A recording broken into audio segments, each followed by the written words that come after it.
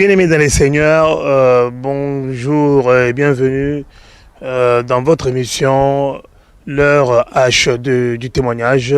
Je ne serai pas long, bien-aimés, ça fait longtemps que je ne vous ai pas vu, mais j'aimerais juste vous dire que, comme la Bible le dit dans les livres de Ésaïe 8, verset 20, la Bible dit à la loi et au témoignage. Si l'on ne parle pas ainsi, il n'y aura point d'aurore pour le peuple.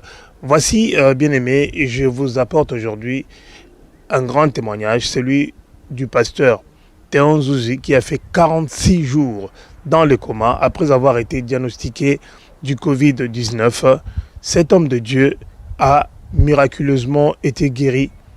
La main de l'Éternel était sur lui. Alors, bien-aimé, c'est un témoignage que vous devez suivre avec beaucoup d'attention et vraiment prêtez-lui vos oreilles et donnez-lui vos cœurs. Parce que je sais que dans ces témoignages, plus d'un pourra y tirer quelque chose de très important. Que Dieu vous bénisse parce que nous sommes là pour le Seigneur, nous œuvrons pour le Seigneur, nous faisons tout pour l'Éternel, nous respirons pour lui et nous vivons pour lui. Et nous continuerons toujours à ramener quelque chose de la part de l'Éternel. Bien-aimés dans les Seigneurs, bientôt vous aurez aussi le témoignage de Maman Jennifer Lopez. Maman Jennifer Lopez qui est une ex-prostituée et qui a voulu encore témoigner. Elle a fait un témoignage extraordinaire et c'est là pour la gloire des serviteurs de Dieu. Et il y a encore d'autres témoignages et je sais que grâce à l'Éternel qui permet qu'aujourd'hui nous puissions tout savoir, il nous éclairera, il nous donnera encore plus de sagesse et d'intelligence pour que nous puissions comprendre qu'est-ce qu'il veut nous dire. Comprenez, bien aimé, je fais cette introduction à l'extérieur parce que le beau temps est arrivé. Dieu nous a fait grâce du beau temps. Vous avez tout le bruit qui se passe à côté de moi. Et c'est là, c'est pour nous montrer que nous sommes effectivement en plein live. Que Dieu vous bénisse. Que Dieu vous bénisse. S'il le veut, on apprendra beaucoup de choses, s'il le veut. Soutenez l'Éternel à travers cette émission. À travers tous les concepts que je mets en place, soutenez votre Dieu. Que la gloire de l'Éternel soit élevée à travers tout ce que nous faisons pour lui. Et que si Jésus-Christ revenait, qu'il se souvienne de nous, ne fût-ce que d'une petite chose que nous aurions fait. Que Dieu vous bénisse. Que la puissance de Dieu soit avec vous. Et c'est là au nom puissant de notre Seigneur Jésus-Christ. Suivez les témoignages du pasteur Théo Zouzi. Et que Dieu vous bénisse. C'était votre frère, Jerry Mukuna. Je vous aime beaucoup et beaucoup. Merci. Bonjour mes bien-aimés. Je me présente, je suis pasteur Théon Zouzi-Tseka. Je suis marié avec 2 enfants. Je suis même grand-père. 3 petits-enfants. Je vais vous présenter mon témoignage, ce que j'ai vécu pendant un moment de douleur pour certains, de combat pour les autres aussi. Mais avant cela, je vous demande de prier. Seigneur, merci encore pour ce moment. Toi qui permets toute chose pour ta gloire. Glorifie-toi pendant ces témoignages que je vais apporter pour tes bienfaits dans ma vie. Que ta grâce, que ton amour soit notre partage et que ton Esprit Saint nous conduise. Merci pour ce moment. Glorifie-toi au nom de Jésus-Christ. Amen. Je remercie mon bien-aimé, Jerry Mukuna, qui m'a accordé cet espace dans son émission L'heure H du témoignage, dans cette plateforme As Media Congo. Que le Seigneur le bénisse, que le Seigneur vous bénisse, que ce moment soit vraiment pour la gloire du Seigneur et pour la bénédiction et l'édification de chacun de nous. Je remercie vivement aussi ma famille, ma femme, mes enfants et toute ma famille chrétienne, toute l'Église universelle.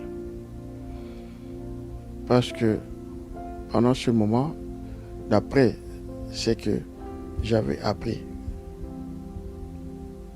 ce que toute l'Église avait fait pour moi, ça m'a tellement touché que je ne peux que remercier chacun de vous pour votre assistance.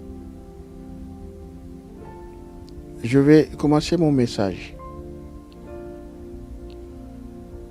Mon message s'intitule, si je peux l'intituler, de la mort à la vie, du coma que j'ai passé pendant 46 jours à la vie.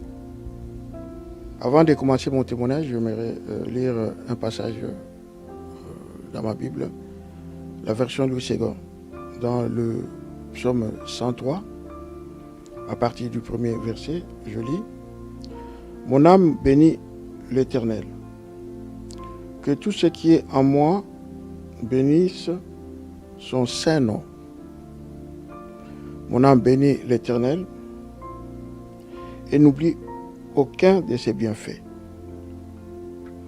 C'est lui qui pardonne toutes tes iniquités, qui guérit toutes tes maladies.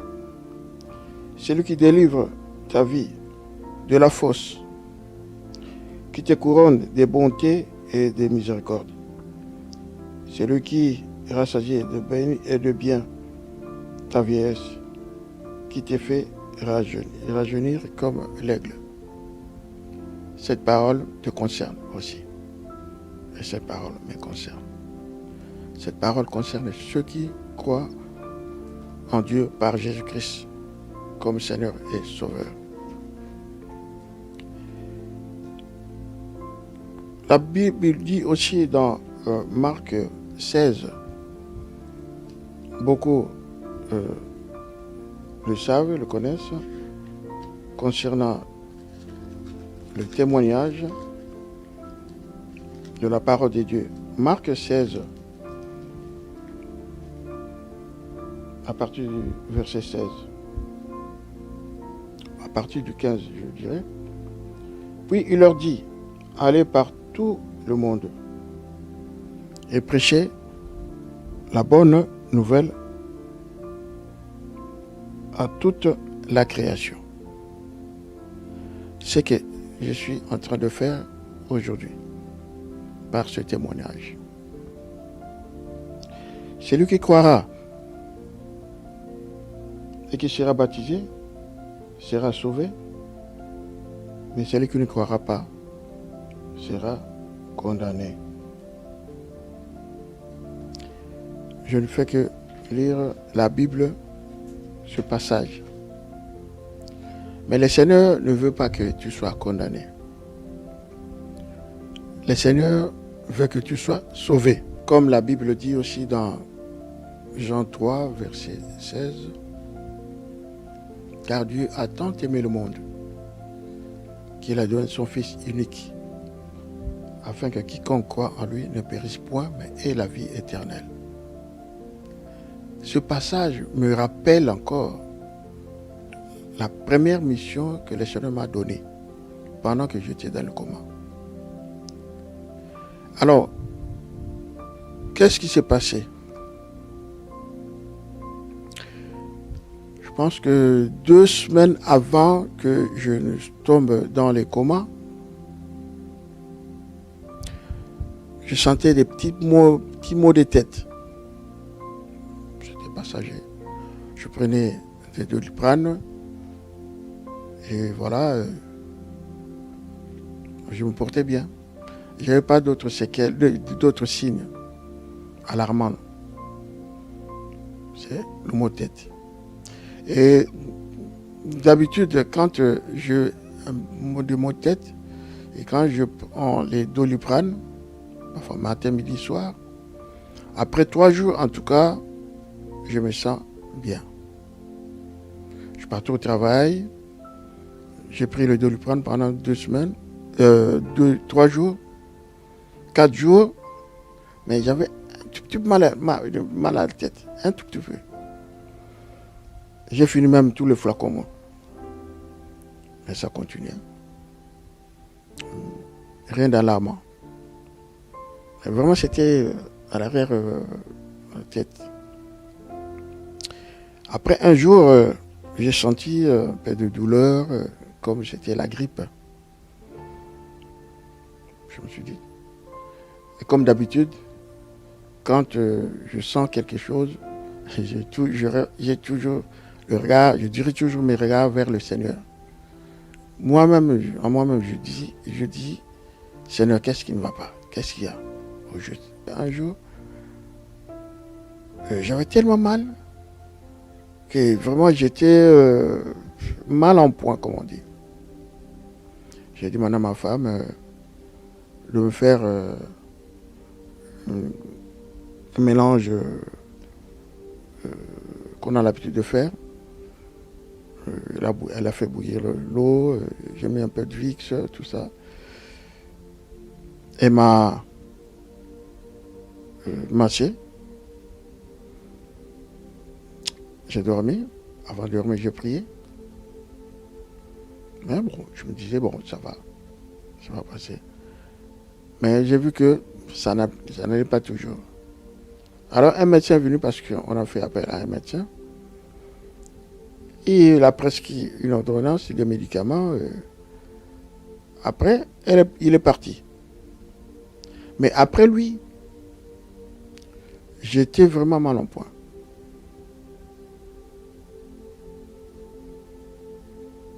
Et je suis parti dormir. Je me suis réveillé. Et le lendemain, le soir, je suis rentré dans la salle de bain. Et à la sortie, je suis tombé. J'ai perdu l'équilibre. Je n'ai pas compris. En tant qu'ancien sportif, j'étais dans les temps ceinture noire. J'ai fait du judo, du jujutsu. En Ngiri, je suis un ancien de Ngiri avec le feu Maître Kapata. En tant que sportif, je me connais. Je connais mon corps. Parce que je faisais souffrir mon corps dans les temps. Donc pour moi, faire souffrir le corps, c'était rien. On était comme des commandos. Alors, je suis tombé. Ça, c'est ma femme qui m'a raconté. Me connaissant, bon, déjà, je ne pense pas positivement, négativement pour ma santé, que je mourrais, tout ça. Déjà, tel que je suis, je me sens toujours en forme. Et je me sentais toujours en forme. Je ne pensais pas que ça allait m'arriver. J'ai toujours gardé cette forme-là, des petits exercices par-ci, par-là. Mais là, je suis tombé. Et comme je dis, ma femme m'avait relevé. Et en plus, heureusement, quand elle m'a vu tituber, elle pensait que je plaisantais. 2 fois, je plaisante pour amuser la galerie. Elle pensait que je plaisantais. Elle a vu que vraiment je partais pour tomber. Elle a couru vite, elle était à 1 mètre et demi de moi au salon. Elle m'a rattrapé la tête. Ce réflexe qu'elle avait d'abord. Garder ma tête, protéger ma tête. N'eût été elle, je serais tombé, ça serait peut-être plus grave. AVC ou quoi que ce soit. Elle a amorti le choc. Je suis resté couché. J'ai rampé au salon. Et je disais toujours, Seigneur, c'est quoi ça? Qu'est-ce qui ne va pas, Seigneur? Seigneur, gloire à toi. Et je n'avais pas peur. Et puis, je pense que j'étais parti vomir, je pense. Et je suis parti pour prier. Je priais. Et ma femme aussi est partie dormir. Pendant que je priais, alors j'ai prié toute la nuit. Elle ne savait pas. C'est donc au petit matin, quand elle m'a vu en train de prier, elle s'est demandé, mais il commence à prier maintenant. Est-ce qu'il a commencé la nuit et il a continué jusqu'à ce matin? Elle m'entendait parler, prier, en demandant au Seigneur, en disant au Seigneur, merci Seigneur pour la guérison. C'est ça qui l'a rassuré aussi. Hein?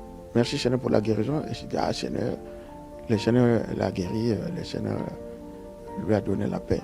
Merci Seigneur pour la paix. Merci pour la guérison. Que ta volonté se fasse. Je répétais pratiquement les mêmes paroles. Après, mes propos devenaient incohérents. J'ai dit, mais comment? Il parlait normalement. Maintenant, il parle d'une façon désordonnée. Et je ne comprends pas ce qu'il dit. Et là, certainement paniqué, c'est sûr. Je ne veux pas aller dans les détails. Finalement, elle a appelé une ou deux personnes, mes amis et une sœur de l'église, mon collaborateur, le pasteur Adélard Nsonso, avec qui on travaille. Il a même appelé, et à ce moment-là, il y a mon frère qui est médecin, qui avait appelé. Voilà comment le Seigneur fait des choses. Et là, il a entendu comment je parlais. La maladie, la Bible dit, le malheur peut arriver au juste, mais l'Éternel l'en délivre toujours.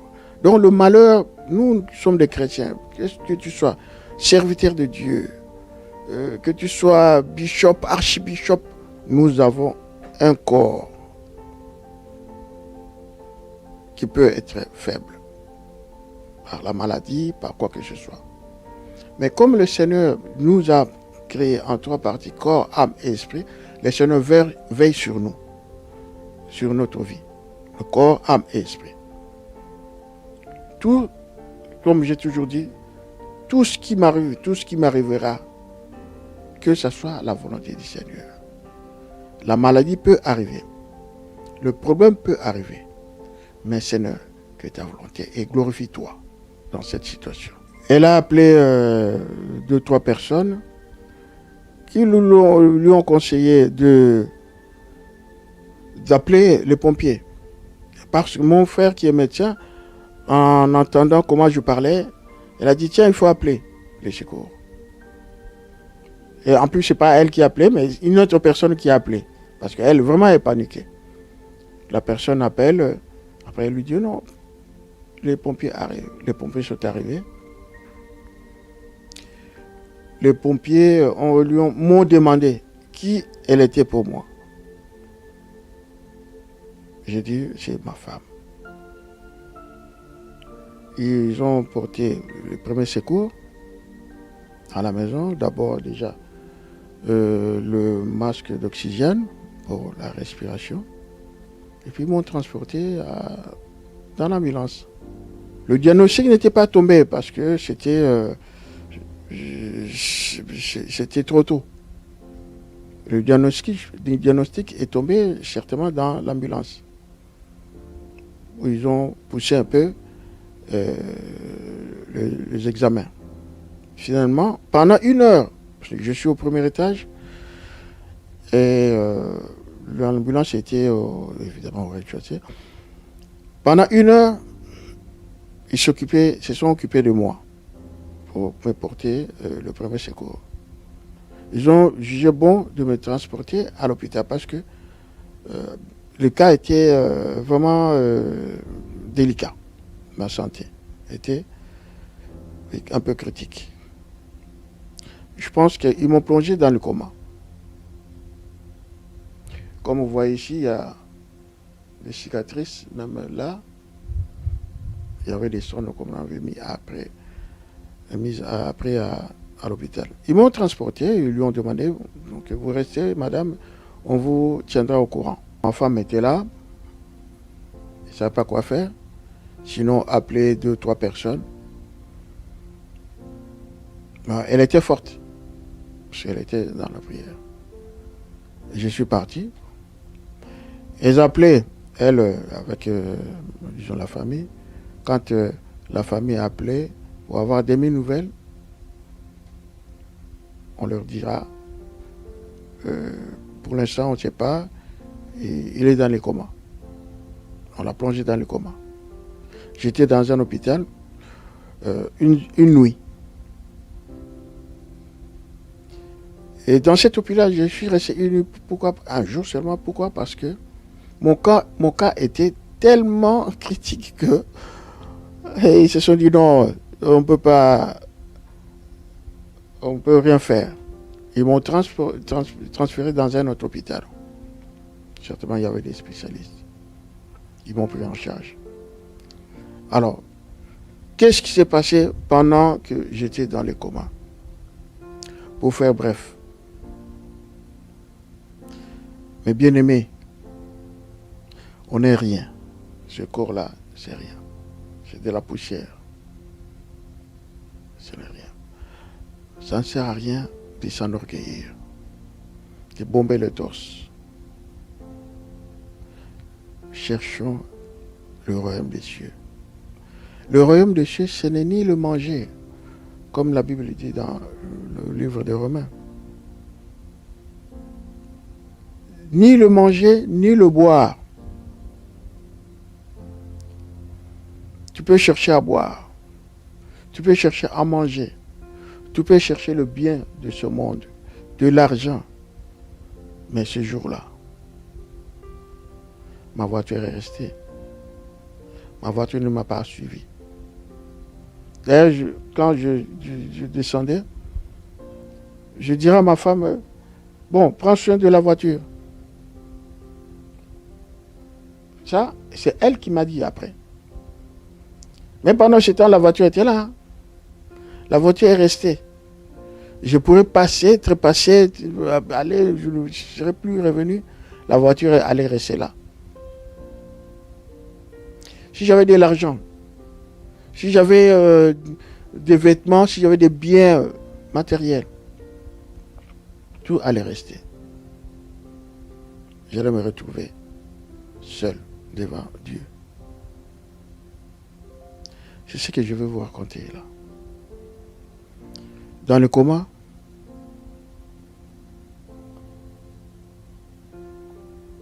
c'était un combat. Le premier message que le Seigneur m'avait montré, parce que le coma, ce n'est pas un sommeil. Hein. Ce n'est ni, qu'est-ce que je peux dire encore, ni une somnolence, non. C'est vraiment, c'est la mort. La mort.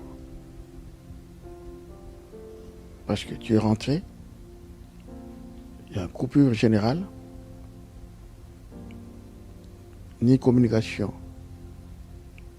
avec les vivants, mais j'étais resté là seul. Même les médecins qui étaient là, pendant le coma, ils ont fait leur boulot, leur travail, mais j'étais là seul. Ça passe ou ça casse ou ça passe, comme on dit. Eux faisaient leur travail, ce qu'ils pouvaient faire, comme ils pouvaient faire. Mais le dernier mot, c'était Dieu. Parce que nous appartenons à lui. Nous appartenons à Dieu. L'argent n'allait rien faire. Il y a beaucoup qui ont beaucoup d'argent ou qui avaient beaucoup d'argent. Des millions, des milliards. Pour ne pas citer le nom. Steve Jobs, celui qui a créé un des réseaux sociaux. Et il est mort, il avait beaucoup d'argent. Onassis, il avait beaucoup d'argent. Tout ce monde-là. Alors, pendant le coma, moi je ne savais rien. Je me voyais en Allemagne. Puis j'avais un problème en Allemagne avec des amis. Je dis, il faut appeler quelqu'un dont le numéro était tel pour que cette personne puisse intervenir. C'était pas vraiment ça le vrai message. C'était ça. Après, je me suis retrouvé devant le Seigneur. Le premier message que le Seigneur avait dit, comme je dis, comme la Bible dit dans Jean 3, verset 16, car Dieu a tant aimé le monde qu'il a donné son Fils unique, afin que quiconque croit en lui ne périsse point, mais ait la vie éternelle. J'ai vu Dieu ouvrir ses mains, ses bras. Il fait appel à tout le monde. Alors tout le monde, ceux qui ne le connaissent pas, Dieu dira que ceux qui me connaissent, beaucoup ne me connaissent pas, voilà ce qu'il avait dit, beaucoup ne me connaissent pas, qu'ils viennent à moi pour que je les sauve. Toi qui m'écoutes, ou vous qui m'écoutez, voici l'appel de Dieu. Il y a un Dieu sur cette terre. Il y a un Dieu dans ce monde. Il y a un Dieu qui a créé le ciel et la terre et tout ce qui s'y trouve. Rien n'a été créé comme ça au hasard. C'est la parole. Dieu et la parole. Jésus-Christ est la parole qui est descendue pour te parler, pour t'écouter, pour te sauver, toi et moi. Vous savez, dans les temps,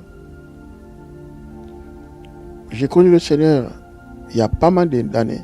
Ce n'est pas le nombre d'années qui compte, mais ma communion avec Christ. Les années, je peux faire 10 ans, 20 ans, 30 ans, 40 ans. Dans mon cas, j'ai reçu le Seigneur en 1979. On ne m'a pas parlé du Seigneur. On ne m'a pas présenté du Seigneur. Mais on m'a invité. Alors, bien-aimé, si on t'invite, toi qui ne connais pas Dieu, si on vous invite ou on t'invite, allez dans une église. C'est peut-être par ce moyen-là que le Seigneur a utilisé pour t'avoir.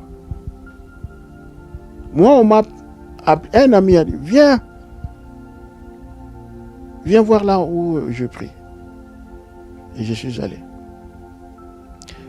Quand je suis allé, je n'ai plus reculé.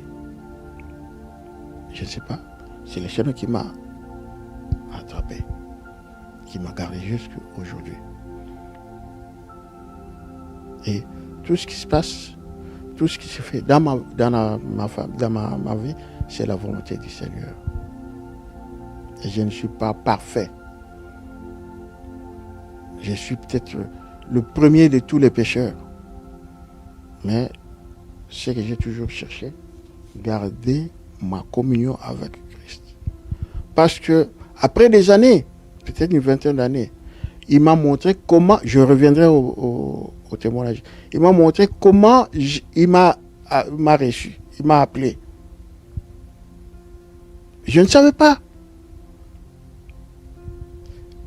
Comment j'ai accepté, comment il m'a appelé. Un jour, j'étais chez nous, j'étais à Nguirngiri, j'habitais Nguirngiri, je suis né là-bas, j'ai grandi là-bas. J'avais pris un Nouveau Testament, la Bible, le Nouveau Testament. Je lisais, et c'est quand je lisais, je voyais que les paroles que je lisais me frappaient dans le cœur. Et mon âme avait besoin d'un secours. Je me disais, mais il y a quelqu'un qui est au-dessus, qui est puissant. Il est puissant, plus puissant que les marabouts, les magiciens, les sorciers. Mon âme avait besoin de ce secours-là. C'était comme ça. Je sais que le Seigneur m'a rappelé. Comment il m'a appelé à lui. Et ce jour-là, le jour où j'ai répondu à l'invitation, c'était le jour où le Seigneur m'a attrapé. Il m'a attrapé. Je commençais à partir à l'église. Et à partir de ce moment-là, le Seigneur m'a commencé à me révéler les choses. J'étais dans les arts martiaux, j'étais donc vraiment assidu. Déjà, à 18 ans, j'étais déjà ceinture noire. Mais quels sont les inconvénients de faire les arts martiaux? Bon, les inconvénients, c'est plonger dans les mystiques, ainsi de suite. Mais pour la santé, c'est bien. Et c'est une école aussi, les arts martiaux, quelque part. Pour la santé, pour le moral aussi. Parce qu'il fut un moment, pendant qu'on faisait les entraînements, on avait gardé, réservé un jour pour la causerie morale. Pourquoi tu fais les arts martiaux? Et si on te provoque, et quand il y a ça. Donc, c'est pourquoi ceux qui font les arts martiaux, ou les sports en général, c'est bien, mais ne plongez pas dans le mauvais sens, dans le fétichisme, ou marabout, et ainsi de suite. Non, il faut faire ça pour la santé, faire ça pour le corps, ça va. Un esprit sain dans un corps sain, ça va. Mais il faut étudier, il faut travailler. Donc vous n'êtes pas trempé dans ces histoires? Non. D'ailleurs, il fut un moment où il y a quelqu'un qui venait pour les entraînements, il a commencé à faire des choses, des mystiques, quoi.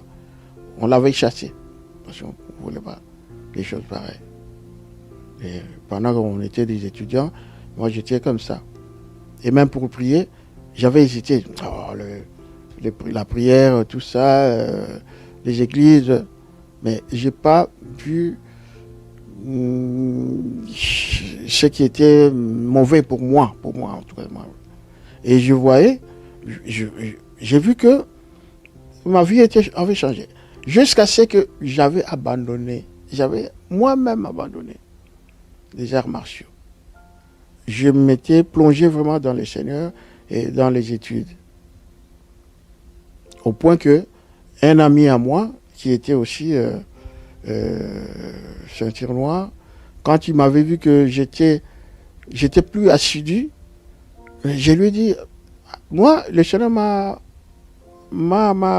pris en lui, avec lui. Je suis plongé, je ne sais pas, on ne m'a pas interdit. Mais comme ça, du jour au lendemain, j'abandonnais, j'allais pas, mais je me plongeais vraiment dans le Seigneur. Et je lui dirai,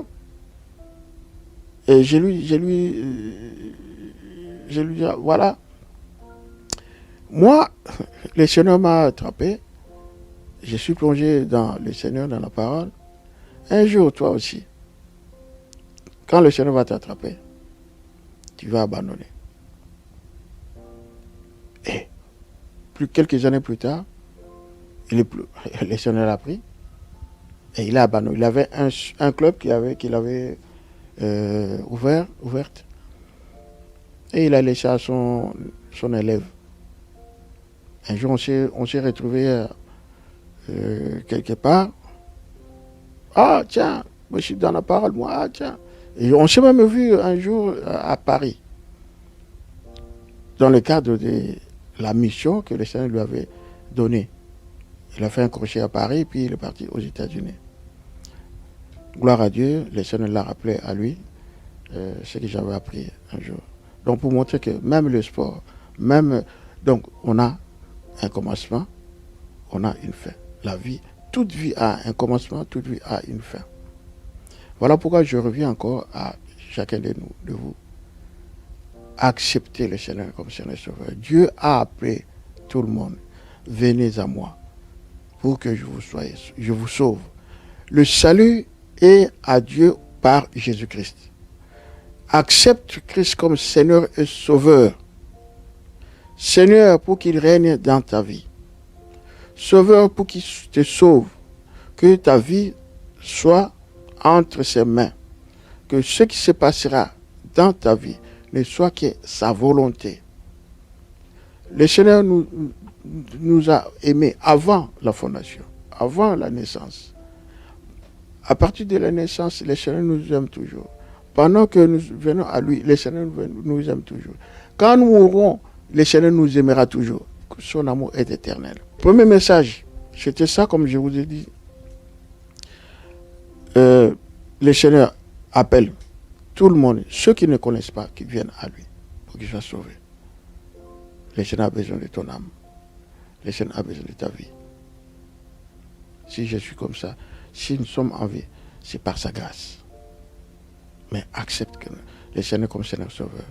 Toutes ses promesses, il les accomplira quand tu reviendras à lui. Comme un prétendant, un homme qui promet à sa fiancée, quand nous allons nous marier, voilà ce que je veux te faire. Avant le mariage, il ne le fera pas. Après le mariage, à partir du moment où ils se sont mariés, lui, il fera. Mais comme l'homme est limité, il peut ne pas arriver à accomplir ses promesses. Mais Dieu n'est pas limité. Ce qu'il a promis à toi, il le fera, il l'accomplira, à coup sûr. Ça, c'était le premier message. Deuxième message, pendant que j'étais toujours dans le coma. Le Seigneur dira au Père spirituel, je ne sais pas si vous comprenez ou tu comprends que si tu es enfant de Dieu, si tu as accepté Christ comme Seigneur Sauveur, là où tu vas, le responsable de l'Église, là où tu vas, celui-là a été établi par Dieu. C'est ton Père spirituel. Il y a deux messages concernant le Père spirituel et concernant les enfants. Toi, enfant de Dieu, d'abord, toi, Père spirituel, tu sais que tu es un Père spirituel. Le Seigneur t'a établi. Ce n'est pas ton Église. Ce n'est pas ton Église. Tu as besoin du Seigneur. Ceux que le troupeau de l'Église appartiennent, ou ces troupeaux-là appartiennent à Dieu. C'est les enfants de Dieu. Comme toi aussi, tu es enfant de Dieu. Mais le Seigneur t'a placé là pour gérer, pour faire sa volonté, pour montrer le chemin aux brebis de Dieu. Il ne faut pas dire que c'est mon église, c'est mes brebis. Nous appartenons à Dieu, à Christ. Alors voici ce que Dieu a dit pour toi, serviteur de Dieu, Père spirituel. Tu te dis Père spirituel. Aimez ou aime tous les enfants de Dieu. Il y a dans certaines églises, certaines assemblées, il y a des serviteurs qui ont des groupuscules. Oh, ça, ce sont mes pires, comme on dit.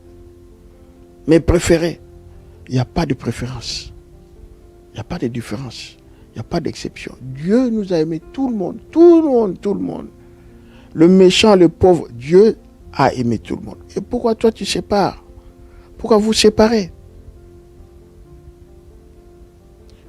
Aimez tout le monde.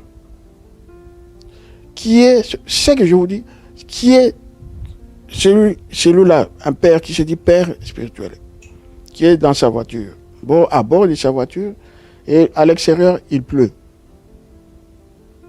Il voit son fils.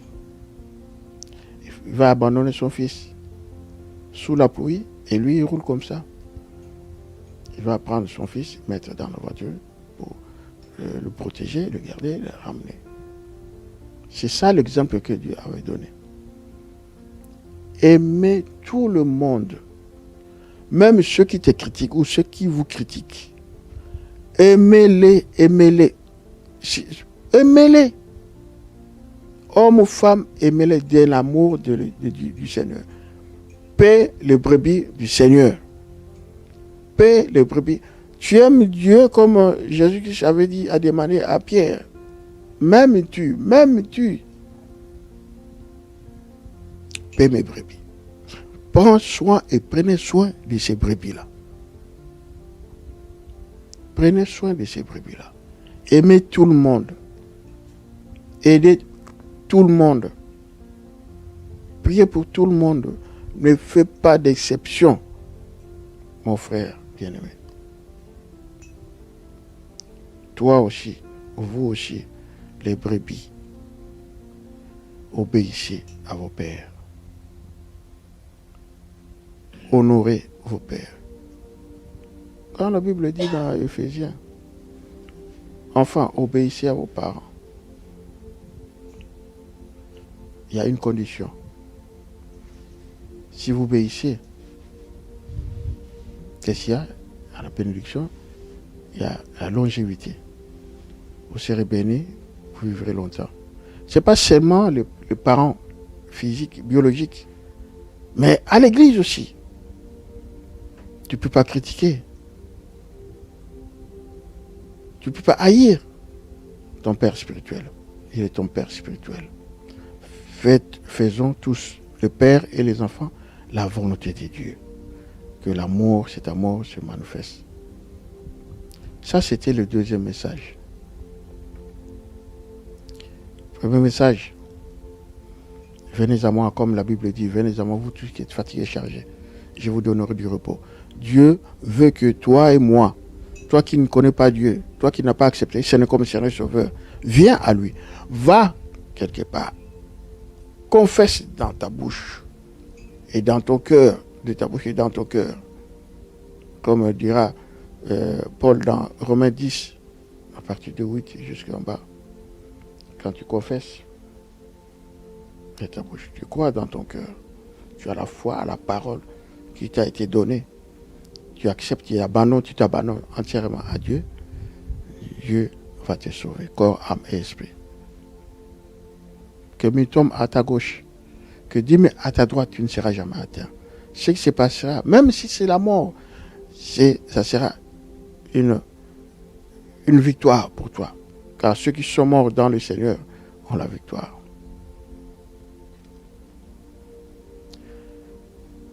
Premier message. Deuxième message pour les pères et les enfants. Honorez et obéissez à vos pères. Le troisième message, pendant que j'étais toujours dans le coma, le troisième message c'était quoi? J'ai vu maintenant mon père spirituel. J'ai toujours dit, et je le dirai toujours, je suis enfant de Dieu et je suis serviteur de Dieu. Je ne suis pas serviteur des hommes. Je suis serviteur de Dieu établi quelque part.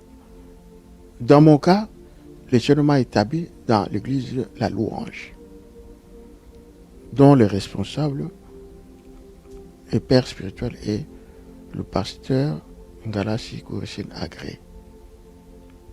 Il est médecin, c'est pourquoi on l'appelle aussi docteur.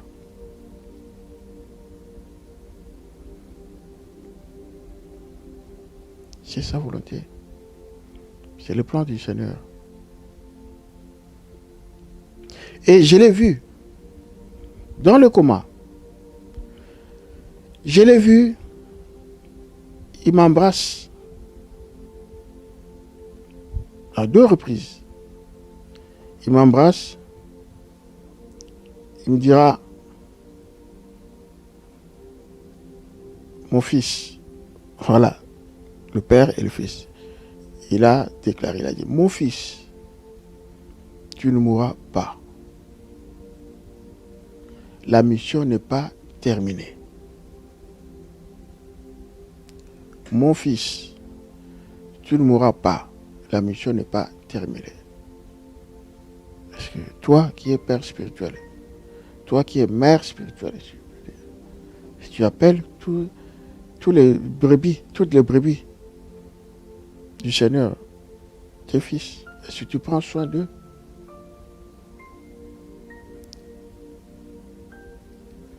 Mon fils, tu ne mourras pas. La mission n'est pas terminée. Waouh!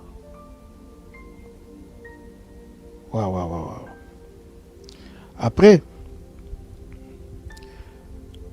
ce jour-là,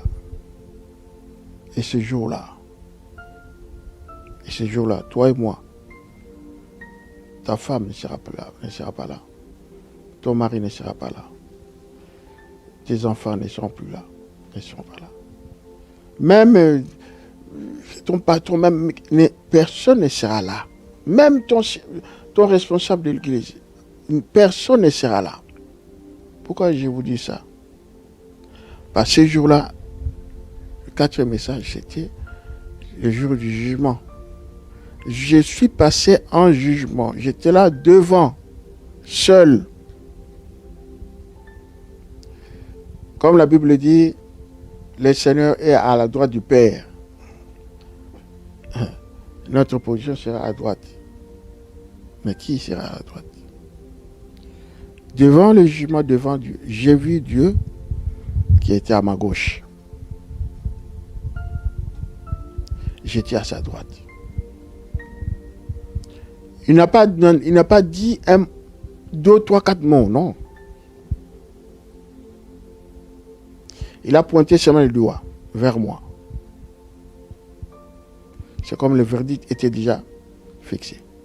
Il a dit, pas lui. Je vous dis, je vous relate. Ce qu'il m'a dit. Il a dit, pas lui. Il est droit. Ah. J'étais là. Complètement abattu. J'ai m'humilié. Je me suis dit, Seigneur, mais je suis un pécheur. Je regarde comme ça, je dis, Seigneur, je suis un pécheur. Comme on dit en lingala, la langue, Nazali, Nazamusumuki, Nazamutamasumuki, je suis un pécheur. Donc je suis là. Ah, tu es en vie.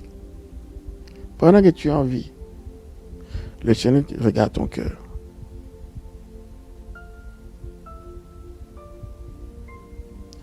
Personne ne peut dire dans ce monde, qu'il est sans péché. Personne n'est parfait. Nous tendons vers la perfection. Le Seigneur veut que le dernier jour, le Seigneur présente à Dieu une église sans tache ni ride.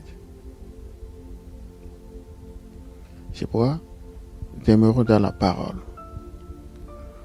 Pour qu'au jour le jour, nous soyons éduqués, nous soyons instruits dans la justice de Dieu, nous soyons corrigés, nous soyons enseignés, afin que l'homme que nous sommes, nous devenions des hommes accomplis à toute bonne œuvre que le Seigneur a préparée pour nous.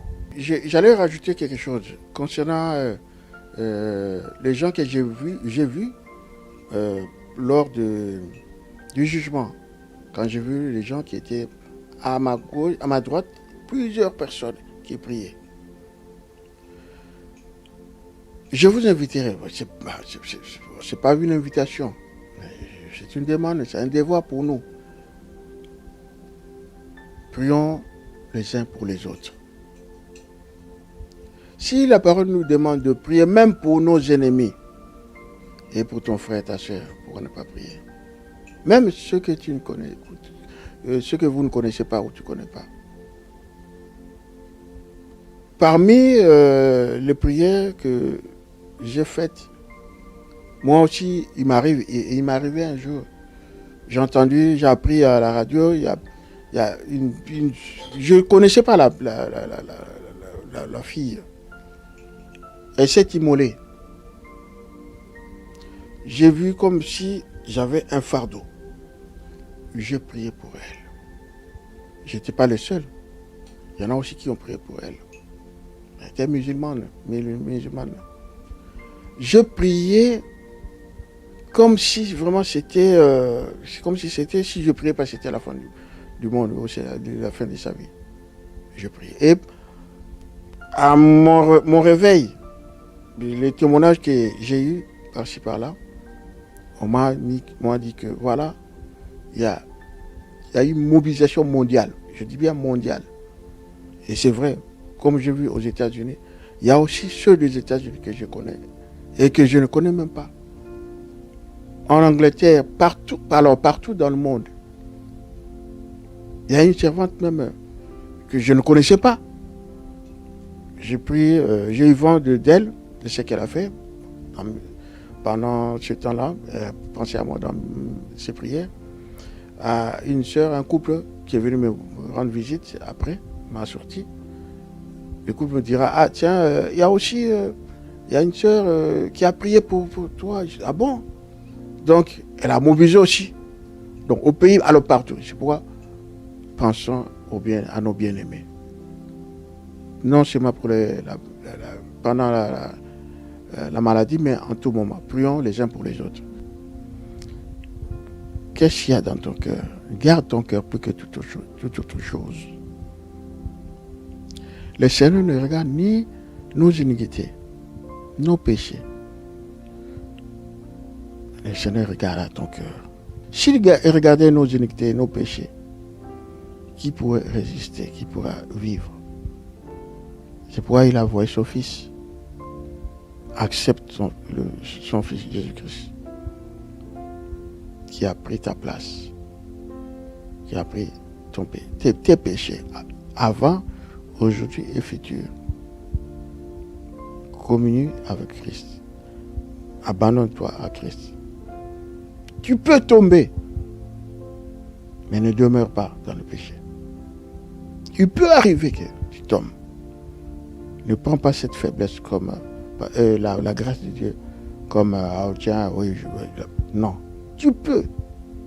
Parce qu'on peut tomber. On peut pécher d'une façon ou d'une autre. Le bien que tu veux faire et tu ne le fais pas, c'est un péché, non? Tout ce que tu fais sans conviction de l'esprit, c'est un péché, non? Le péché, c'est pas seulement homme, femme, tout ça. Non, c'est pas seulement ça. Le bien que tu fais, tu ne fais pas. C'est un péché. Dans ton cœur, tes pensées, tu penses mal de quelqu'un. Tu as péché. Involontairement, inconsciemment, on peut pécher. Et Dieu dira, non, pas toi. Il est droit. Cherche à ce que le Seigneur garde ton cœur, que tu sois droit. Et après, le verdict était déjà dit. Je regarde tout autour de moi, à côté de moi, à ma droite. J'ai vu une multitude de personnes. Beaucoup de gens. Mais qu'est-ce que ces gens-là faisaient? Ils priaient pour moi. Ils présentaient à Dieu mes bienfaits. Seigneur, pas lui. Seigneur, voici ce qu'il a fait. Quand je pense à ça, oh là là. Alors, la mobilisation était totale. Mondiale aussi. Parce que je voyais des gens des États-Unis, de partout. Et cette mobilisation était vraiment totale. Quand je suis revenu à moi, alors oui, c'est ça qu'on m'a raconté aussi. Les gens qui me connaissent, ou qui ne me connaissaient pas, ou qui me connaissaient, tout le monde Tout le monde. Parce que, mes bien-aimés, selon que le Seigneur me conduit, personne ne peut dire, tiens, celui-là est mon ennemi. Je suis ennemi de personne. Dans mon cœur, il n'y a pas de haine. Dans mon cœur, il n'y a pas de jalousie. Dans mon cœur, il n'y a pas d'orgueil. Pourquoi j'ai toujours demandé, Seigneur, entre dans mon cœur, prends la place dans mon cœur.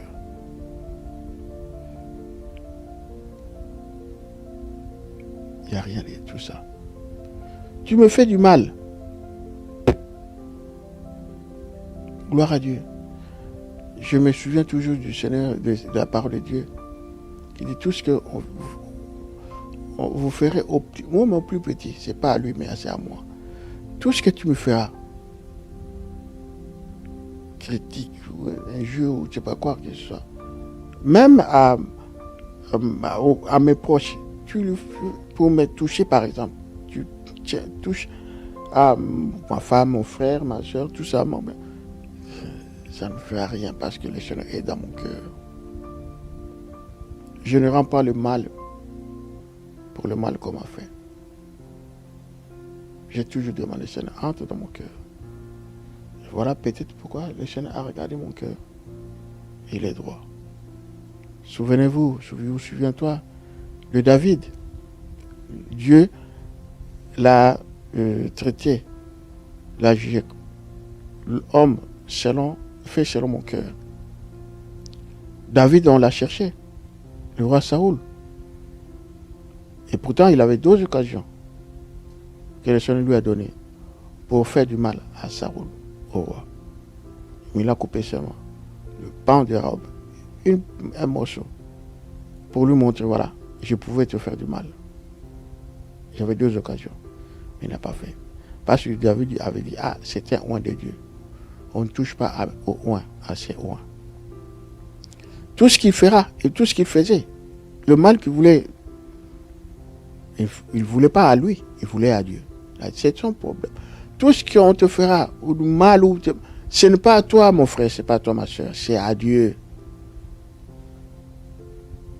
Ça, c'est mon principe.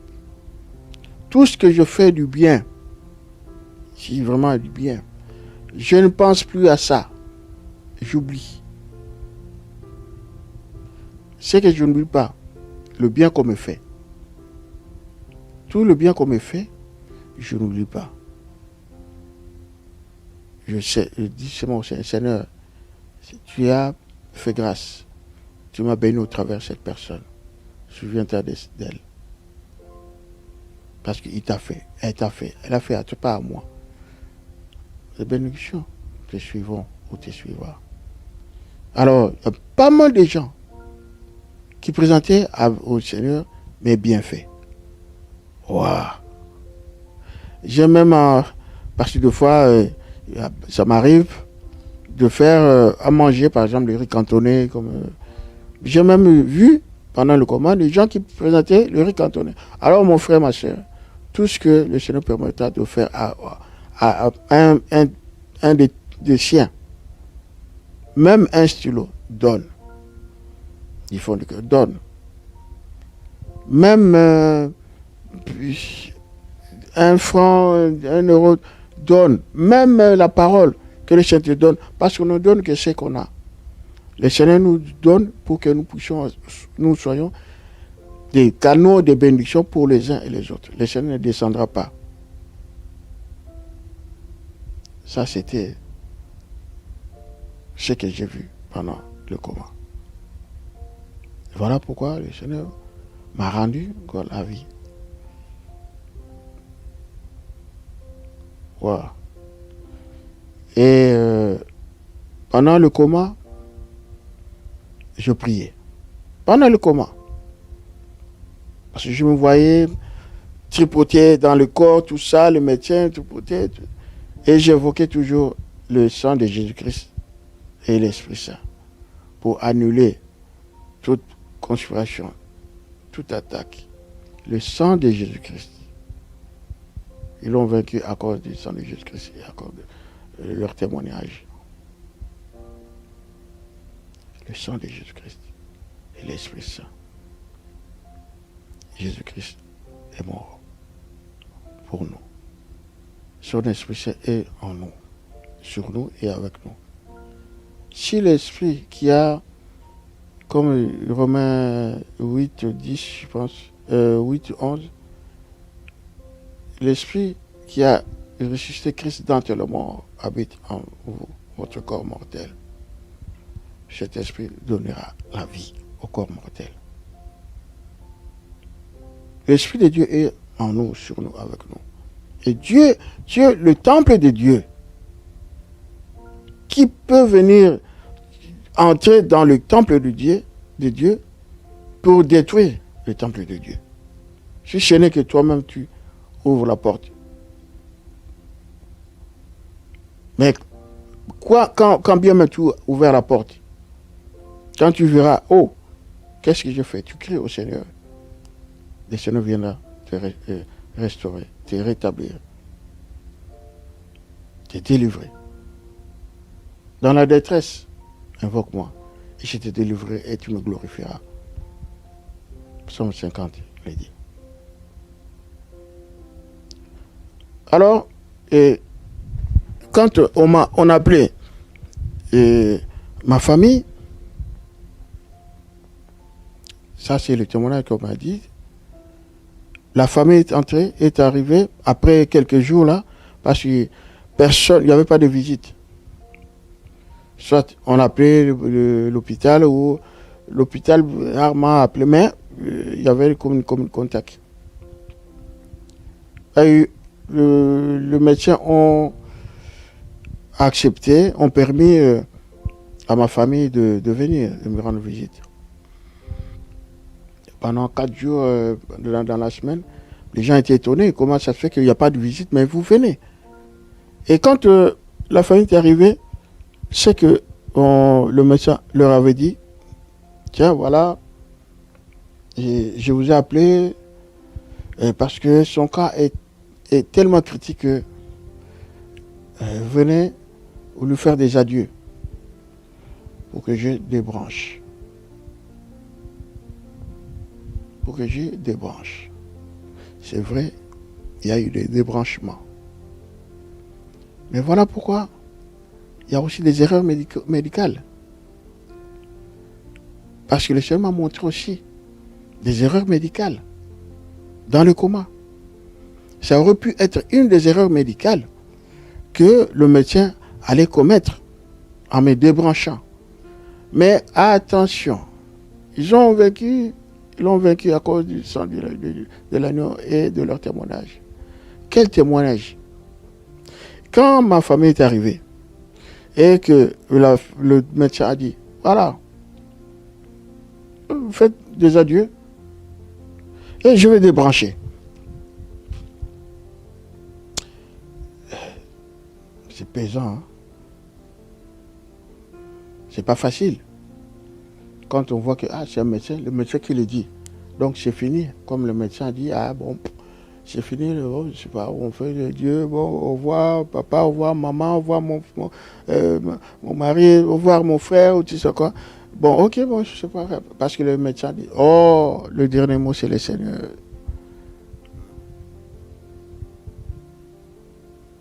Dieu qui connaît tout.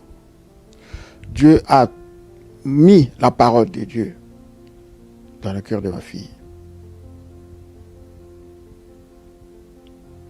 Dieu a ouvert sa bouche pour qu'elle confesse la parole de Dieu par la foi. Elle qui a vu dans quel état j'étais. Vous allez voir des images. Elle a pris des images, des photos. C'était un acte de foi. Foi audacieuse.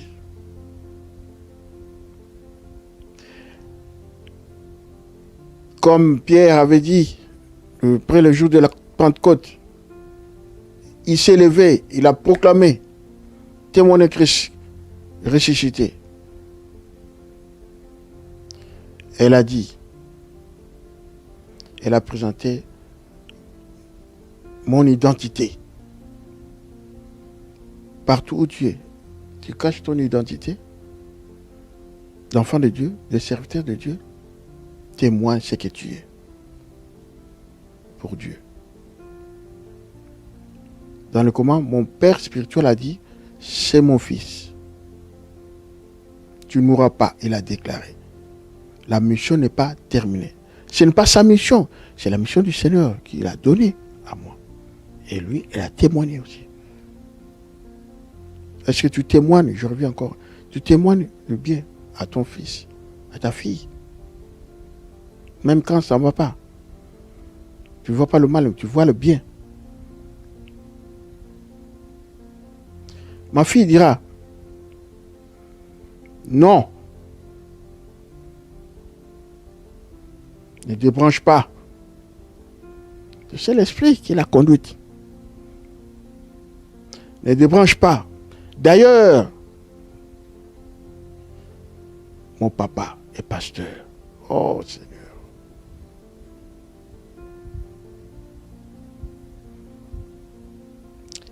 Ah Seigneur.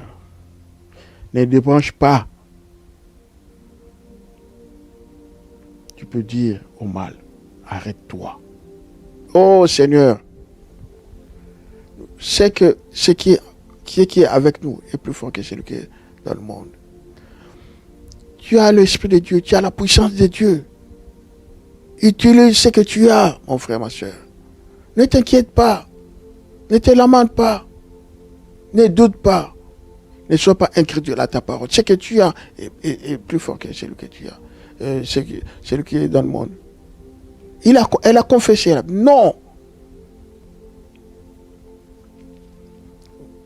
Souvenez-vous de roi Ézéchias.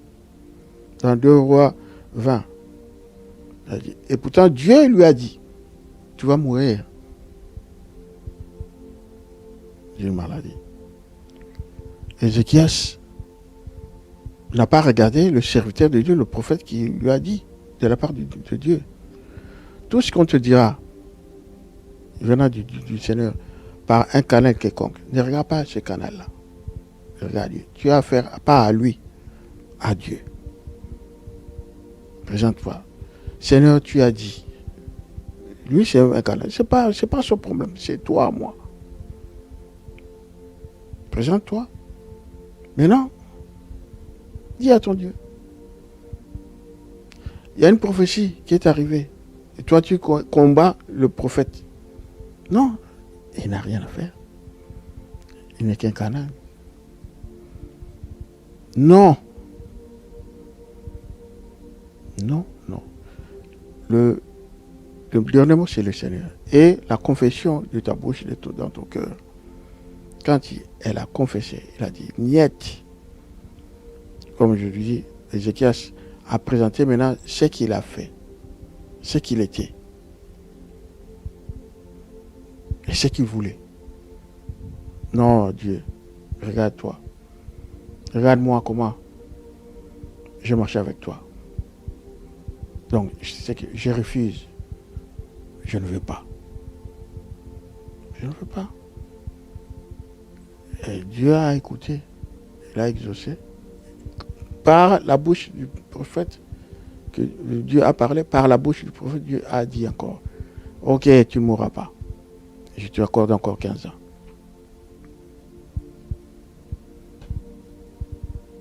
Ce que le Seigneur t'a dit, dès le commencement, prends cette parole-là. L'Esprit de Dieu va te révéler, te rappeler, et ce que tu vas confesser. Ce que nous confessons, c'est ce qui nous arrive. Et il a dit non. Il a dit non pas à Dieu, mais pas à la personne qui a dit. La bouche qui a parlé. Condamné. La condamné. A condamné ces paroles-là. Ne t'inquiète pas. Même si on te dit, tu mourras. Même, on confesse le mal contre toi. Tu annules. Tu condamnes. Et tu proclames la parole de Dieu. Et ma femme dira, de toute façon, ne vous inquiétez pas, Dieu va vous donner la sagesse et l'intelligence pour le soigner, pour le sauver. C'était comme une bombe. Le médecin a dit, ah bon? Et pasteur, c'est à partir de ce moment-là que tout a changé. Quand Dieu a commencé le processus du rétablissement, ça a étonné tout le monde. Vous allez voir, il y a des images. Je vous dirai ce que ma fille avait dit après, quand je suis revenu à moi. Pas ce jour-là. Par la foi. Parce qu'elle a pris des photos et quelques images, vidéos, par la foi. Elle m'a vu comment j'étais. Mais le médecin même m'a dit, c'est fini. Lui qui est un connaisseur. Et elle qui n'est pas... non, mais... Voilà. Après, elles sont parties. Et un jour, elles sont arrivées encore. Parce que mon fils n'était pas là. Quand le médecin continue à dire, ah ouais, ça va pas, tout ça, gna gna gna gna. Il n'y a pas d'amélioration. C'est comme si... Donc, c'était le combat pendant ce temps-là, c'était le combat. C'est comme si le Seigneur a dit, ok, je vais te confondre. Moi qui étais dans le coma, j'ai bougé. J'ai bougé, j'ai tremblé. Pas trop fort, mais je bougeais. Quand elles m'ont vu, même il bouge. J'ai bougé mes doigts, mes orteils. Et j'ai essayé d'ouvrir mes paupières. À partir de ce moment-là, ma femme a dit, gloire à Dieu, Seigneur, il ne mourra plus. Tu vas revenir. Elle proclamait, tu vas rentrer à la maison, tu vas revenir à la maison. Tu vas rentrer à la maison. Et après, le processus a continué. Une fois, quand ils sont arrivés, elle est arrivée, la famille, il y avait 2 sons qui étaient partis. Vous allez voir l'évolution. Et pendant ce temps, j'étais dans le coma. Mais je combattais dans le coma. Je priais dans le coma. Ce n'est pas un lieu de repos. C'est comme la salle d'attente de la mort. Je veux dire. Tu n'entends personne. Ils peuvent te toucher comme ça, mais tu ne sens rien. C'est la mort pratiquement. De l'autre côté, je vois, comme on voit des visions, tout ça, mais je vois, comme ce que je témoigne là, les erreurs médicales. Donc, il y a des esprits qui peuvent entrer, toucher quelqu'un du corps médical, médecin, infirmière ou infirmier, pour commettre une erreur. Et elle ne sera pas, le médecin ne sera pas. C'est ce que je dis. Ça aurait été ça dans le coma si j'avais pris, il avait mis ce que j'avais demandé dans l'appareil, elle m'aurait transféré autre chose que le médicament. Donc ça aurait pu être le chocolat. Le chocolat ne peut pas, c'est incompatible à la place de l'oxygène, je ne sais pas quoi, des produits. Donc ça aurait pu être ça. Il y a des médecins, on a déjà entendu, et j'ai vu à la télé, une erreur médicale, parmi les erreurs, il y a quelqu'un qui devrait être amputé d'une jambe, la jambe gauche par exemple. On a amputé la jambe droite. Il y avait erreur. Donc elle avait deux jambes coupées. Ah, trop tard. Donc voilà des erreurs médicales qui peuvent arriver. Erreur médicale, dans mon cas, débranchement. Si le médecin n'avait pas demandé, Il aurait pu débrancher et appeler parce que il s'est passé des choses comme ça. Il s'était passé comme ça. Il y a une dame qui a vu son mari être débranché et être appelé après. Mais ça, c'était le plan du Seigneur. Parce que le Seigneur dit non, pas lui. Pas lui. C'est pourquoi le médecin a appelé. Le médecin aurait pu débrancher parce que la décision était déjà dans la tête, débrancher. Mais le Seigneur a dit non, appelle. Moi, je vais faire mon œuvre. Et il a appelé. Et quand la famille est arrivée, la femme a dit non. La femme a confessé, a présenté mon identité. Et ça a changé les choses. Donc, notamment, les erreurs, comme je dis, les erreurs médicales, le médecin aurait pu débrancher. C'était une erreur. La personne n'est pas mourante. N'était pas morte. Elle allait vers la mort. Mais sa vie était entre les mains du Seigneur. Donc, c'était un processus que le Seigneur allait engager pour le rétablissement. C'était pour que je vienne encore témoigner de ce que le Seigneur peut faire et fait dans la vie de quelqu'un qui est entre ses mains. Si ce n'est pas le dernier mot, si ce n'est pas la fin de la personne. Voilà. C'est ce témoignage que je voulais vous donner. J'insiste encore à l'acceptation de Christ comme Seigneur Sauveur, l'obéissance au Père spirituel, et le respect, évidemment. Et vous, le Père spirituel, pareil, aimez les brebis de Dieu. Et la prière, pensez à prier pour les uns et les autres. Je ne savais pas comment je suis revenu à la vie, si je peux dire, mais ce que je peux vous dire, un jour, je ne sais pas si c'était le premier jour ou le deuxième jour, pendant que la famille venait, un jour, j'étais dans les soins intensifs. Là, on m'a retiré peut-être 2 ou 3 sondes. J'arrivais pas à manger, on faisait manger, j'arrivais pas, donc j'étais couché. Et j'ai vu seulement au pied du lit ma femme et ma fille. J'ai ouvert seulement les yeux, mais comme j'étais vraiment KO, je peux dire, j'ai vu seulement 2 personnes comme... mais j'ai vu physiquement. Après, j'ai dormi. C'est par là qu'elle me dira après, tiens, t'as vu, tu as ouvert les yeux. Je ne sais pas si c'était le même jour où le Seigneur a témoigné que j'étais vivant. Je ne sais pas si c'était le premier jour ou le deuxième jour. Mais est-il que moi, j'ai remarqué 2 personnes, la présence de 2 personnes, puis c'est tout. Mais après, 2, 3, 4 jours ou la semaine d'après, quand on m'a transféré dans ma chambre et que le médecin venait, parfois les infirmières venaient pour les soins, que le médecin me dira, votre famille viendra vous rendre visite demain ou après-demain. Je dis, ok, d'accord.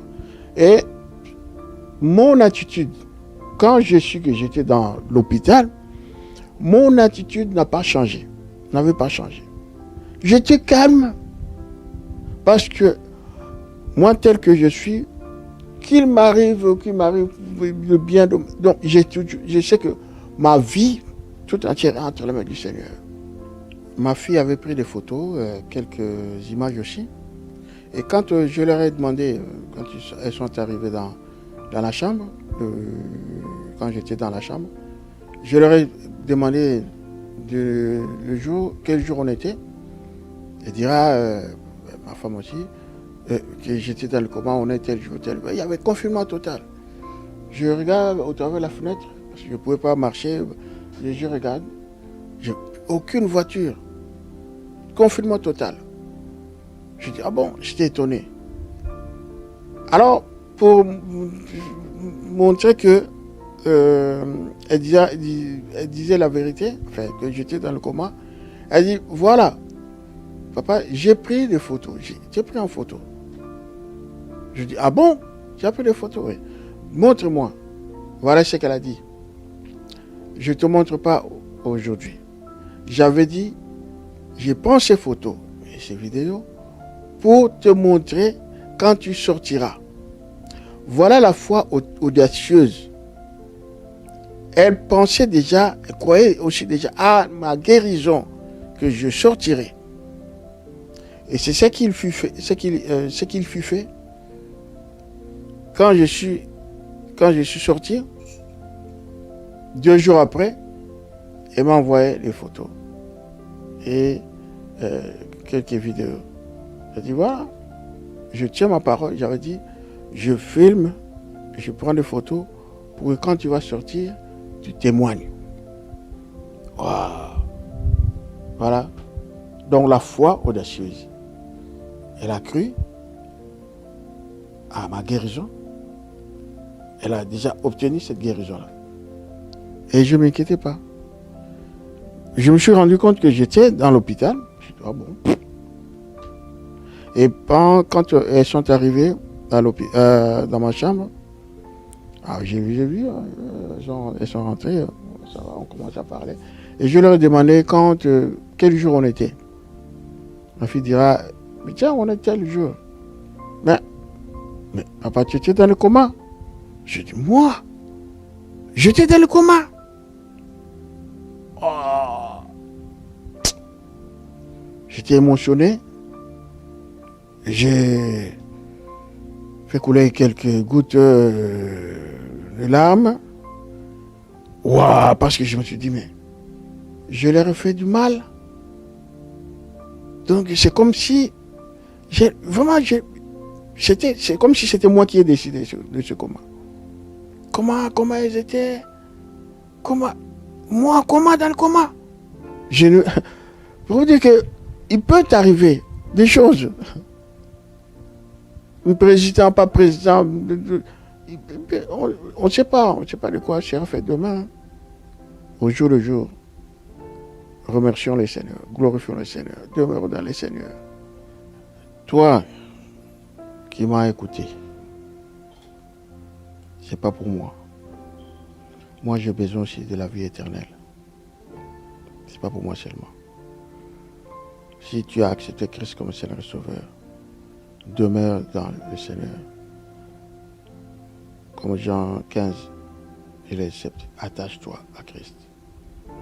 Quoi qu'il arrive, quoi qu'il arrivera dans ta vie, qu'il pleuve, qu'il neige, garde ta fidélité, ta communion avec Christ. Toi qui n'as pas accepté Christ comme Seigneur et Sauveur, là où tu es,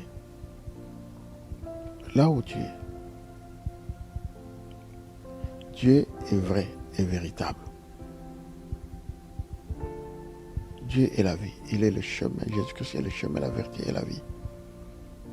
Acceptez seulement Christ comme Seigneur et Sauveur. C'est pour ton nom, c'est pour ta vie. Là où tu es, nous allons prier. Accepte le Seigneur comme Seigneur et Sauveur qui est venu aujourd'hui devant ta porte, qui est ton cœur. L'homme qui est à l'intérieur. Tu t'écoutes, écoute-toi. Ne regarde pas tes iniquités. Ne regarde pas tes fautes. Ne regarde pas tes péchés. Ne dis pas que c'est trop tard. Il est trop tard pour toi. Non, il n'est pas trop tard. Il y a une sœur qui est devenue sœur servante de Dieu, qui faisait des striptease. Il y a quelqu'un qui est venu. C'était la mission du Seigneur. La personne est venue juste pour elle. Elle ne pouvait pas, la personne n'avait pas l'habitude d'entrer dans ces genres d'endroits. Mais la personne a dit à cette sœur, Jésus t'aime. Elle est partie. Et cette parole a touché le cœur de cette sœur-là qui faisait des striptease. Mais qui m'a dit ça? Je vais voir la personne qui m'a dit. Elle est sortie, mais elle n'a plus vu la personne. À partir de ce moment-là, elle a arrêté de faire ça. Elle a dit, ah, Dieu m'aime. Dieu t'aime. Dieu t'aime. Quelle que soit la maladie qui te tracasse, Dieu t'aime. Jésus-Christ sur la croix a pris ta place. Tu n'es plus malade. Par ses maîtrissures, tu es guéri. Jésus-Christ a pris ta place. Il s'est fait pécher. Il a pris tes péchés. Il n'y a point de condamnation à ceux qui sont dans le Seigneur. Pour ceux qui sont dans le Seigneur. Il a pris ta pauvreté. Il est sur la croix. Il est mort, enseveli avec toi et ressuscité avec toi. Que le Seigneur te bénisse déjà pour avoir l'accepter comme Seigneur et Sauveur. Nous allons prier, Seigneur, nous te bénissons, nous te remercions pour ce moment. Ta parole, quand elle vient, elle descend dans la terre. Elle ne repart pas sans se manifester ta gloire. À ceux qui t'ont accepté comme Seigneur et Sauveur, manifeste-toi dans leur vie. Que ta grâce, Seigneur, surabonde dans leur vie. Montre que tu es le Seigneur de leur vie. Tu es le Sauveur de leur vie. Eux qui t'appartiennent maintenant, garde-le fidèlement à toi. Pourvois à leurs besoins. Prends soin d'eux. Révèle à eux. Éclaire leurs ténèbres. Conduis-les. Instruis. Restaure, rétablis tout dans leur vie. Qu'ils ont confessé maintenant, Seigneur, dans leur cœur, dans leur bouche. Seigneur, qu'ils acceptent de devenir tes enfants. Que ta volonté soit faite dans leur vie. Tu as le droit sur eux. Tu as des devoirs sur eux. Ils ont tout sur toi aussi. À ceux qui sont dans le Seigneur, qui t'ont accepté comme Seigneur et Sauveur, fasse-le demeurer dans ta parole. Fortifie chacun. Manifeste-toi et glorifie-toi.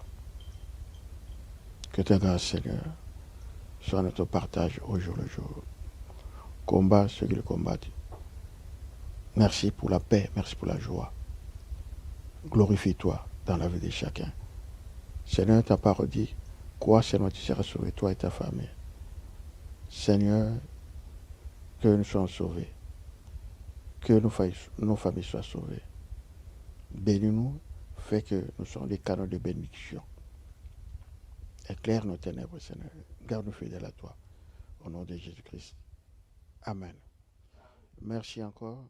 Que le Seigneur vous bénisse.